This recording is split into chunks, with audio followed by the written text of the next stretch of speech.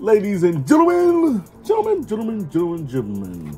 welcome to episode 2 of Reviews and Shoes. Shoes and Reviews. I still ain't figured out which order I want this shit to be in the title. It'll probably be Shoes and Reviews. But when I say it just feel like reviews should be first. But I'm a shoe guy, so we just gonna put shoes and we're gonna figure out if I like whichever best maybe later on down the year or some shit. Who fucking knows? But today we are reviewing Society of the Snow. I watched this movie while making a second pair of curated shoes. I know the last video, I explained who I was doing the shoe for. It was my boy Kayon with his Spice Company. I am doing actually a second pair. These are not the first pair. As you can see, I haven't even put the E on the front. These are not the first pair. I need to put another coat on here. So I'm actually not finished with these shoes. I was trying to. I was watching the movie, but I was so captivated by the movie. It was crazy. Let's get into the review of this movie. So, like I said, we're reviewing Society of the Snow. This movie came out this year. It's based on a true story. Now, here's the thing. I heard of this story probably about 4 or 5 years ago. And anybody that's familiar with the story of the Uruguay flight that crashed knows it for one specific reason. And that shit is cannibalism. Like, I don't give a fuck what you say about shit. The only reason you know about this flight is because they was eating niggas. Like, it's the only fucking reason. Alright, so I heard about the story, whatever. I may have researched it a little bit, but I had enough knowledge going into the movie to where I did understand, like, you know, kind of what was going on, whatever.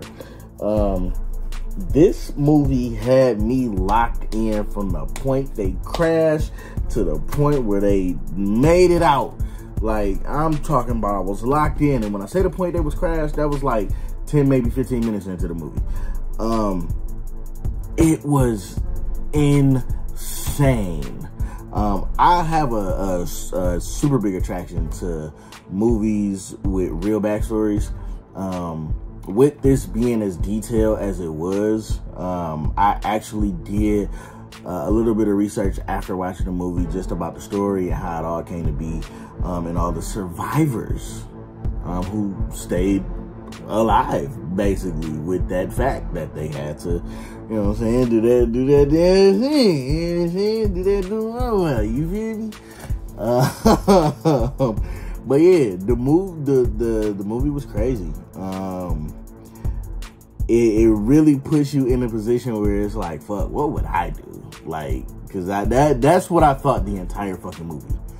What would I do in a situation? And I'm just like, cuz, listen, the scene that got me, like, it's a lot of scenes in this movie, and most people will tell you, because I've talked to some people that have watched these movies, most people that have watched this movie will tell you that the scene that got them was when they was asleep, and you know what I'm saying, they had they had shut off the, cause you know, the front of the plane had broke off, and they had, you know, sealed it off, and it was like maybe what, week 1 or 2, and they was in there, and an avalanche came in the middle of the night, and it was a blizzard and shit. Most people will say that is the scene. That's not the scene that got me. I'm a little claustrophobic, so that scene made me cringe a little bit, but the scene that got me was that first night, cause I wouldn't have been able to do it. I'm talking about, it was ladies screaming, it was men yelling for their mama, it was free. Could you imagine being that fucking cold for that fucking long? It's insane. It's wild as hell. They was like they was so cold, just out their mind, like they ain't know what the fuck to do. I tried to put myself in a position to like really think. I can't even fathom what, I'm a heavy set motherfucker, you know what I'm saying? So I can't even put myself in a position to understand what the hell is going on when a motherfucker say that they that fucking cold. Like, we in Michigan. And I still don't think I could have handled that shit, man. Like, what? That's fucking crazy. Some honorable mention shit that happened in the movie that really fucking got me was the point when they actually started eating people. You gotta be hungry, motherfucker. You gotta be hungry. Hey, what Super Ray say? What Super Ray say? Hey, bitch, you ain't never. Stop playing. Stop playing. Y'all be saying y'all be broke, and y'all be saying that y'all be hungry. You don't be hungry. You don't be hungry. You don't be hungry. These niggas looked outside at Pablo and Checo like, hey, nigga, what you what you trying to get on? Like, hey, my nigga, what you saying? You feel me? They out there. You know what I'm saying? Ain't rotting. They out there. I mean, that shit wild. And then the way that they was eating it, like, I don't think they explained it in the movie how they was really getting into it. Like, in the movie they was showing like how they was eating like little chunks or whatever, shit like that. But when like I went and did research, they was explaining exactly how they did it, where they started off eating the skin, which is crazy because they air frying it in the sun. That shit air frying, like bathing, like sunbathing, and like shit, you damn near eating leather at this point. And man, that shit was wild as fuck. But you know what I'm saying? They went through that shit, and they went through. I think the wildest shit was when they got their radio working, and they was listening to the radio, and they heard the motherfuckers on the radio like, "Hey, yeah, we gonna stop the search for a couple months." I know them, like they explained how they felt, like, you know what I'm saying, after that shit. But nigga, really imagine being out there and then getting that radio on and hearing that shit like, "Yeah, we finna stop looking for them niggas for real." Like, nigga, you finna. What? And hand me the motherfucking Mr. Crab meme when you nigga, it crazy, dog, crazy. Then walking 10 days, 28 miles was wild as hell. I looked up another fact. I didn't look it up. It just kind of sprung up on me.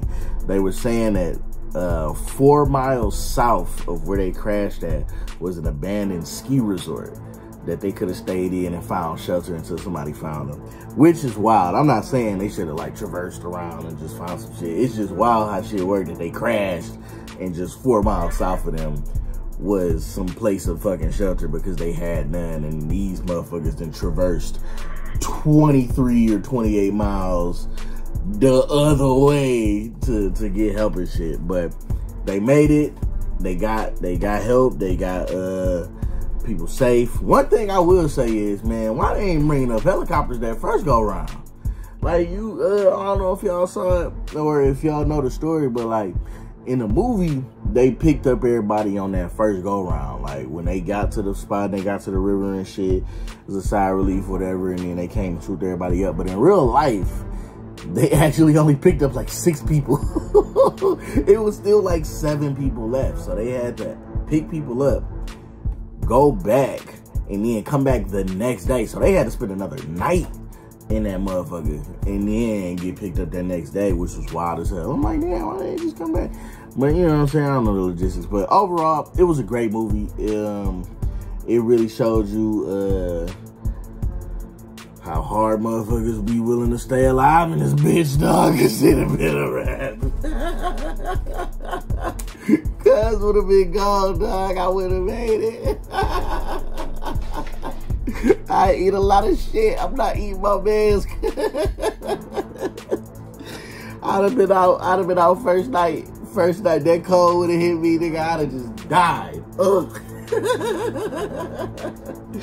But overall, it was a great movie, man. If you haven't seen it, if I'm giving it a rating, I'm going to rate that joint I'm gonna give it a 9.5 out of 10. Because it's a great movie that piqued my interest. The